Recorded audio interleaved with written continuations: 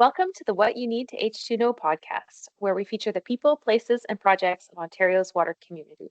I'm Michelle Grenier, the Executive Director of the Ontario Waterworks Association, and I'm excited to kick off this new mini-series, Flowing into Leadership, for the month of February.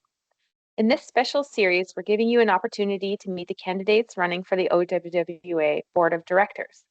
Each episode will offer a 15-minute spotlight on different candidates, exploring their journey into the water sector, their vision for the OWWA, and the unique perspectives they bring to our organization. Join us as we get to know the people who could help shape the future of Ontario's water community.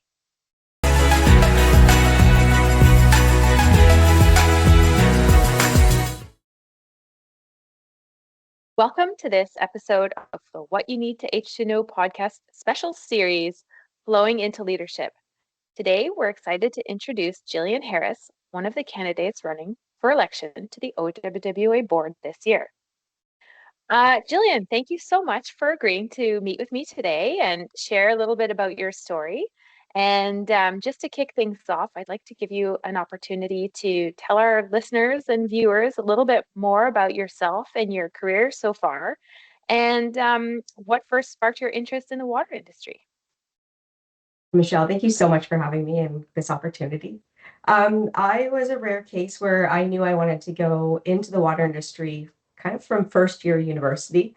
Going in, I went to Western, so it was a common first year. I thought I was definitely going to go down a little bit different path, probably more towards the medical side on the biochemical, but I had a professor late in my first year, Dr. Bargy. He had so much passion when he was talking about water. It was one of those things that just kind of felt contagious when you were in the room. And he got excitement for going to the classes, even though it was kind of that early morning one they had to trudge through everything to get there.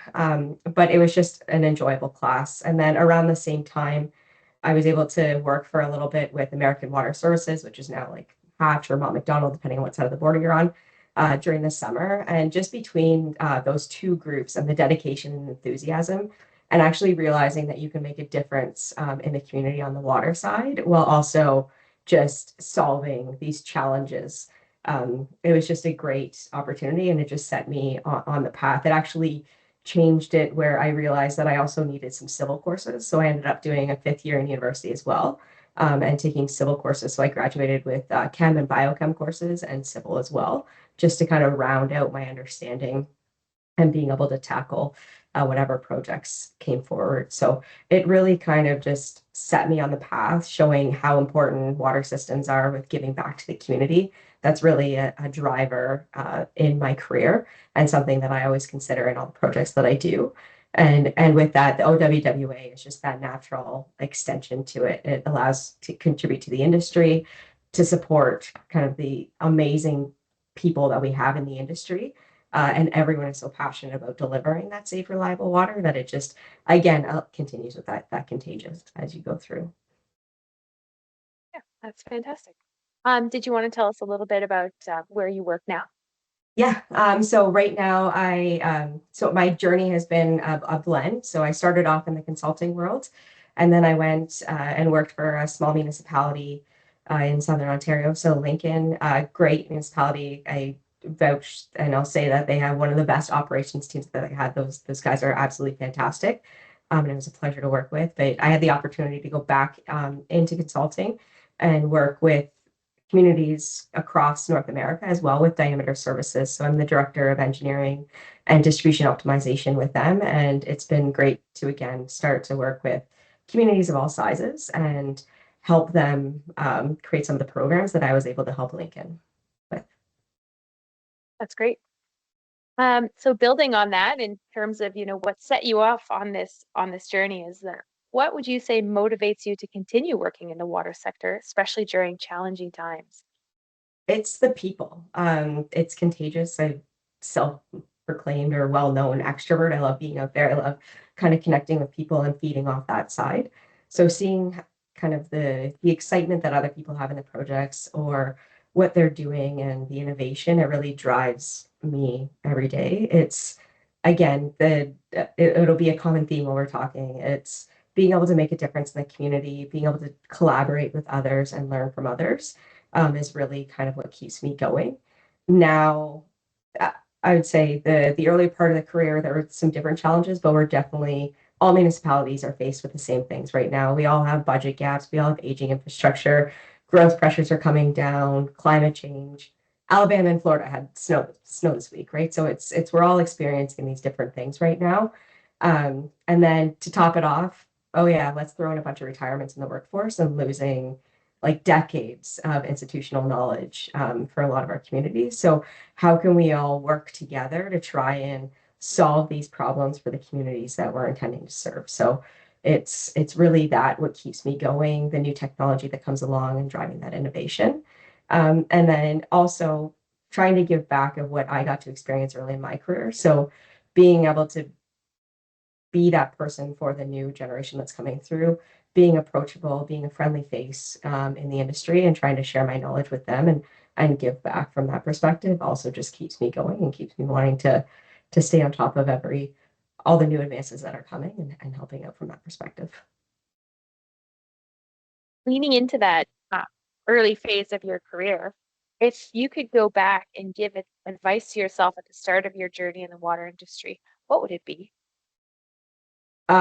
Seek out mentors and champions and never underestimate the value of networking. Again, I was lucky. One of my mentors, my start of the OWWA career was he was going to a committee meeting. They needed someone extra. He's like, "You're coming to the committee meeting." And that was kind of how I got my first introduction. It was, again, very early in my career, but it was a great experience. And I parlayed from there. I think I've been on between OWWA and WEO, like 4 or 5 different committees, taking part in some different things, being able to have those YP networks. But ultimately, that water industry, it's or like the industry that we're in, it's so tight knit of community. And building any of those relationships, you open the doors to learning, collaboration, that ability to make that bigger impact, and involved as early as you can. And it just kind of helps set things in motion and lets you experience more of those in those meetings as well that you have. A lot of the times, even if you don't think that you can contribute something, just hearing the conversations and the back and forth dialogue, it always amazes me where the conversations can digress and just the topics they can have and how much you can actually learn in those meetings themselves. And then ultimately remind yourself that change takes time. It's going to take a while. It's always worth the effort, but don't expect kind of change to happen like that. So sorry, that snap didn't work out there. That snap, but it's always worth the effort, and it will happen. And we're starting to see that with a bunch of the advancements that are coming through now, at least within my career in the past 20 years. Yeah, well, we've definitely benefited from your volunteer contributions, so I'll take this opportunity to say thank you for that. And building on your experience now, and like you say, you're very well established in the industry. Where do you see yourself personally and professionally in 5 to 10 years, and how does that continue to align with your passion for water? I think it's just kind of continuing what I'm doing. We always need to continue growing. So grow as a leader, grow as my knowledge of what's coming out, staying in tune, and keeping active in the industry, working to kind of bridge those gaps that some of the municipalities or the regions or like the industry stakeholders, whether it's vendors, manufacturers, and the consultants, we all need to work together. And then the part that I love about Ontario is how different our communities are, right? So if you're working in Southern Ontario, we're obviously all pretty close. We have the benefit of the major municipalities that are there to learn from. But when you start to reach north or east or west, they all have somewhat different challenges. But ultimately, in the end, it's some of the same things that we have to deal with, just on different scales or different abilities. So being able to take what we have learned through some benefits of some better budgets or some better availability of resources, kind of in this tighter area, and trying to extend that out, but tailor it to the smaller communities or the more rural communities is something that I want to continue doing. And then again, as I mentioned, I just want to continue mentoring those entering the field so that they can hopefully continue to have the passion that I have and that others have, and making sure that they feel supported as they're moving through their career journey. It's that's an important part as I grow in the 5 to 10 years as well. Yeah. And I think so building on that, you're sort of foreshadowing my next question, Sorry. which is great. No, I think it's fantastic. So when you think about that and what you hope to achieve sort of in the medium term, if somebody were to look back, 25 years from now and look at your career and your personal contributions, what what do you hope your legacy would be in the water industry?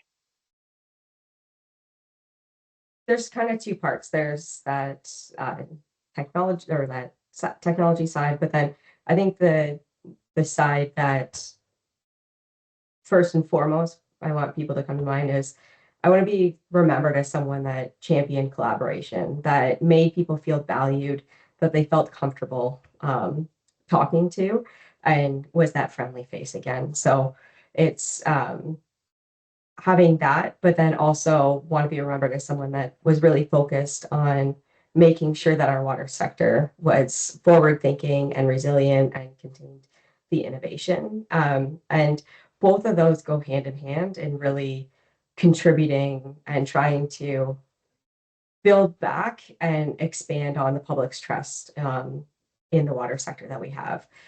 We work tirelessly on making sure that we provide that safe and reliable drinking water, and it'd be great to continue expanding that and letting the public see that. And I want the communities to, you almost want them to take it for granted that they have this safe water, right? And be at that point that they're confident that they can turn on the tap. One, there's water going to come out of the tap, but two, that themselves, their families can drink it. So that's an important part as well of kind of that understanding that I had some part in making sure that the public had trust in their water. Yeah, I think I agree completely. The value of drinking water is certainly not something we communicate all that effectively all the time. So maybe along that same vein, or maybe you have another thought you want to share, but if you could achieve one transformative change in our sector during your career, what would it be and why is it important to you? I think it's on its way, and you're starting to see a lot of, again, the larger municipalities do it. You're starting to see some of the smaller ones move forward with it, but it's integrating more monitoring and data-driven decision making into that distribution or transmission system. We do a fantastic job at the plants. Pumping stations are increasing, but we've always had a little bit of a blind spot, or we've been a lot more reactive on the distribution side. So leveraging kind of the new technologies that are available or coming out, and having that data available is important. It's not a lot of it started with kind of the focus on reducing that water loss, improving efficiency, but in the end, it's about how can we deliver that better service to our customers, right? So how can we keep the pipes going? How can we not have these major disturbances if we do get a water main break, or if there's some cross contamination through. So it's having that data available to make those decisions. It's also knowing that we have those budget gaps. So if you actually kind of know the state of your infrastructure, rather than doing the age-based or just break frequency or things like that, being able to make better use of your reserve funds or the rates that you have, it having that data really helps with that and identifying things in advance. And that all just goes to building the trust with the communities. So I do think it's a critical shift for kind of the customer expectations and ultimately long-term sustainability in our systems, at least our buried systems. Yeah, those are all great points. And we touched about this next question a little bit in some of the previous questions I asked you, but is there any other thing you'd like to share about, like, is there one thing you hope people would remember about you for your role in the water industry? Yeah, I think it's again being approachable and a team player, um, someone that makes those in the industry feel welcomed and valued. It's if whether it's at an OWWA conference, an industry event, just kind of running into someone out there. I just want to be that friendly face in the crowd that they know that's going to foster some connections, encourage collaboration. And then again, championing innovation, um, sharing knowledge freely. I think that's one of my favorite parts about OWWA and just our industry in general. Everyone is even though, especially on the consultant side, we all compete to a point with everyone, everyone is also so willing to share their lessons learned, what's new and coming, and just being able to contribute to that, and creating those open spaces for dialogue is something that I want to be kind of remembered for my role in the Yeah, industry. yeah. No, that's great. Changing gears a little bit, we're going to talk a bit more about potentially serving on the board and the leadership of the OWWA. So starting off with, what does the OWWA's mission mean to you, and how do you see your role on the board supporting that mission? Yeah, the mission protects public health and promotes sustainable water practices. I think it resonates with me. I've been talking about a little bit during the previous conversations. It is important to make sure that we have that safe water, that the public trusts in it. And I think a big part of promoting sustainable water practice is, again, just expanding on that innovation. We have so much back history that we can leverage for that effective basic design, but we can definitely enhance that. And we are starting to move in that direction. So continuing to push it forward. But with that, as new things come about, new knowledge, new approaches for public engagement or the actual design and monitoring of it, I think we need to continue with our efforts to make sure that um, our members across Ontario have the ability to access that information and can leverage that to meet the challenges that they're facing. So I think that's a big part in those seeing value in the membership. I know that at one time it was a concern. It's definitely improved. Kudos to you and kind of the boards, the current board and some of the past boards for really building on that, but continuing to build on that. I see as part of the role as well. And then again, advocating for innovation and collaboration and just general advocation as well across Ontario and Canada and seeing what we're having just to be able to give our Ontario communities what they need to kind of do what they have to do in the challenges that we are facing. Yeah, absolutely. It's not a one size fits all solution, right? And yeah, I think your experience would be a huge asset. Um, what are your primary goals or aspirations if you're elected to serve as a board member? Again, think I talked about it a little bit on some of the past ones, but again, that building on what the past and current boards have done, just to make sure that we're meeting the needs of the members, ensuring that OWWA and the AWWA continue to be kind of that trusted resource for our municipalities, that small communities, large communities, wherever kind of they are in Ontario, that they have what they need. Again, understanding their challenges that we're all facing, just slightly different with where you are and what kind of resources you have available. But making sure that the tools and knowledge are there for them to succeed, and then really continuing to drive that collaboration and looking at sustainable practices. That's central to what I do and how I try to build my career, but trying to provide that back to OWWA. And I think that's really that important part. We need to make sure that we can work together to have that safe, reliable, and resilient drinking water systems in Ontario. So you've touched on collaboration a number of times in building those networks, which obviously is an important part of what we do. But can you expand a bit on that and tell us a bit more about how you would plan to work with the other board members and then OWWA members at large to advance some of our organization's objectives?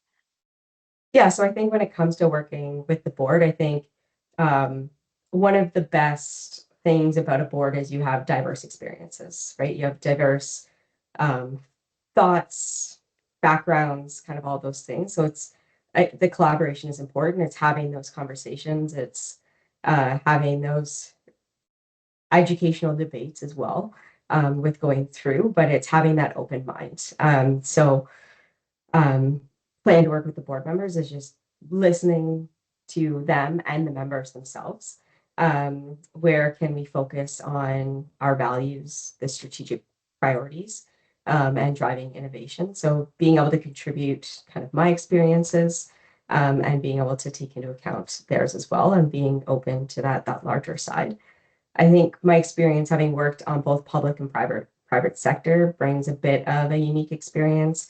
I've worked with municipalities of all sizes. I've worked with Indigenous communities. So kind of knowing some of how the challenges are different for them can allow, hopefully, um, allow some of the members that are outside of kind of the traditional kind of Southern focus areas can feel some comfort and being able to let their voices be heard as well, across the board and across OWWA. Yeah, I think that's super important. Um, so thanks for sharing. Thanks for sharing those thoughts and for telling us more about who you are. And kind of as we're getting a little closer to the end of our time here, I just want to ask you one last time if there's anything else you'd like to share about your vision for the OWWA or your candidacy for the board that you think our listeners should know. Yeah, I think the water industry right now, we're facing some pretty complex challenges. But we also have an amazing opportunity to innovate and grow, like we haven't before. Technology is advancing, information sharing is advancing, and I think that we can just take kind of advantage of that, especially with all of our kind of excitement and passion in the industry and move that forward. Ultimately, I hope that OWWA continues to expand where all members, regardless kind of where they are, the size that they have, feel supported and heard and have the resources that they need. Again, really fostering that collaboration, knowledge sharing, and ensuring that we're driving innovation and technology. And in the end, if we all work together and build on the progress that the OWWA has made, we can definitely have a sustainable future, safe, reliable drinking water. And I do look forward to what's coming for us. Well, I thank you for wrapping us up on such a positive note. I certainly support that vision.